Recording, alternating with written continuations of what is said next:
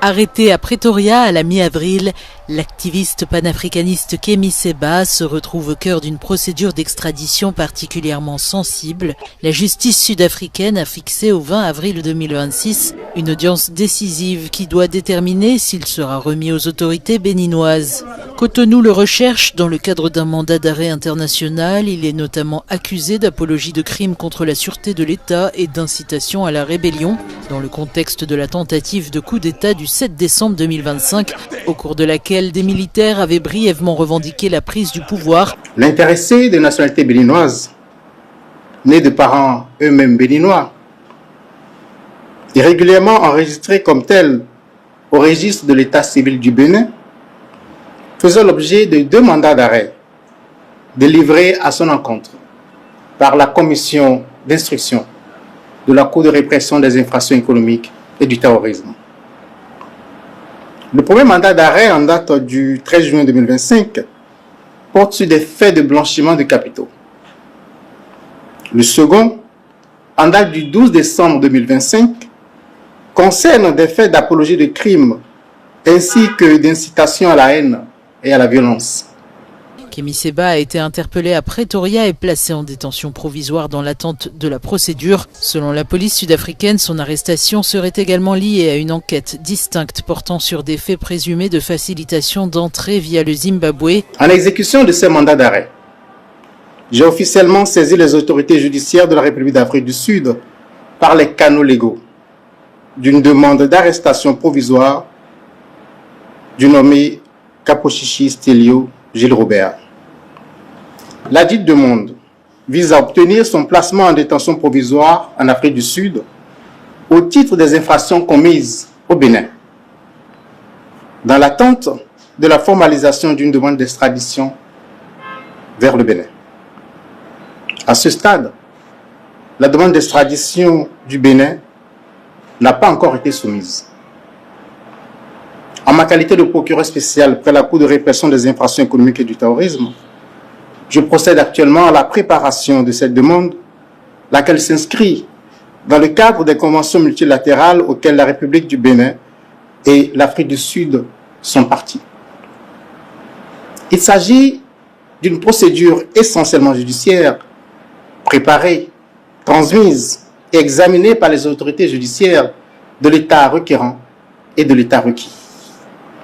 Les autorités politiques n'interviennent à ce stade que pour assurer la transmission des demandes par voie diplomatique. L'audience du 20 avril devra d'abord se prononcer sur la recevabilité de la demande d'extradition, puis sur le maintien en détention. À ce stade, 3 issues sont possibles: validation du transfert vers le Bénin, rejet de la demande ou report de la procédure. L'influenceur panafricaniste Kemi Seba a comparu ce lundi devant un tribunal de Pretoria, la capitale sud-africaine, aux côtés de son fils et d'un ressortissant sud-africain soupçonné d'avoir tenté de les aider à rejoindre illégalement le Zimbabwe en échange de plus de 13 000 $. Nous avons vérifié le passeport de la personne en question. L'accusé numéro 2, Kemi Seba, il s'agit d'un passeport en règle, votre honneur. C'est un passeport diplomatique du Niger, votre honneur, ce qui a été confirmé par l'ambassade du Niger dans ce pays. Arrêtés la semaine dernière par la police, ils sont accusés de séjour illégal. Le parquet a demandé lors de l'audience un report afin de vérifier l'authenticité du passeport de Kemi Seba, son statut de résident et les soupçons de blanchiment qui pèsent sur lui. Nous avons réussi à le consulter. Les conditions ne sont pas bonnes pour eux, mais rappelez-vous qu'il a été arrêté avec son fils. Ils sont séparés, il est isolé, il est considéré comme une personne à haut risque dans ce pays. Il nous est donc très difficile de le consulter légalement. Nous n'avons donc l'occasion de lui parler que lorsque nous sommes au tribunal.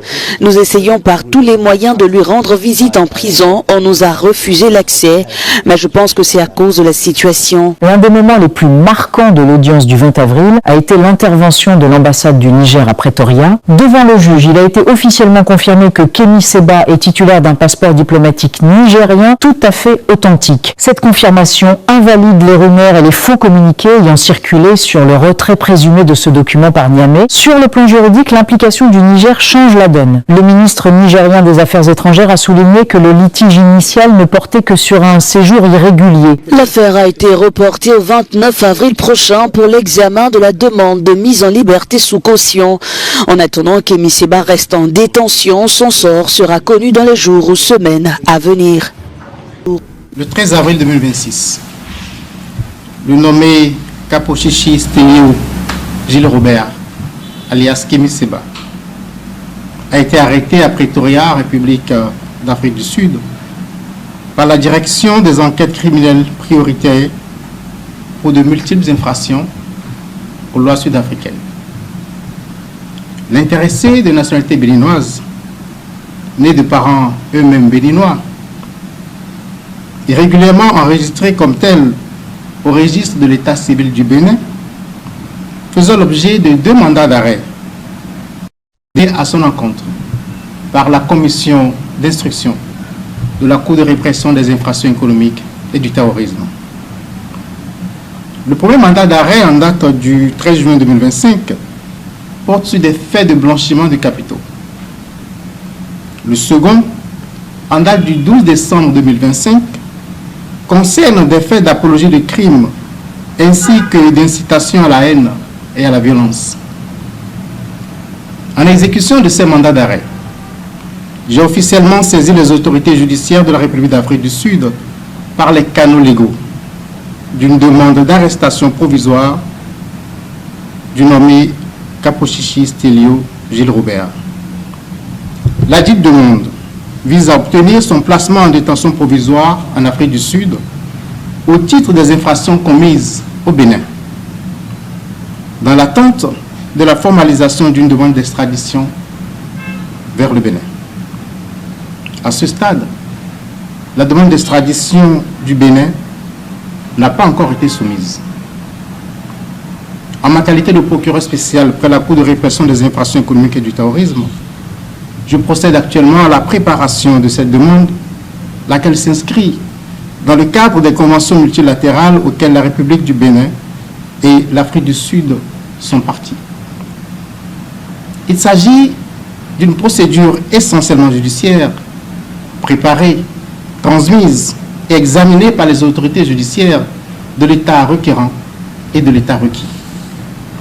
Les autorités politiques n'interviennent à ce stade que pour assurer la transmission des demandes par voie diplomatique. Je tiens à saluer ici le professionnalisme des autorités policières et judiciaires sud-africaines dans la lutte contre la criminalité sous toutes ses formes. Je ne manquerai pas de revenir vers vous pour vous tenir informé de toute évolution de cette procédure.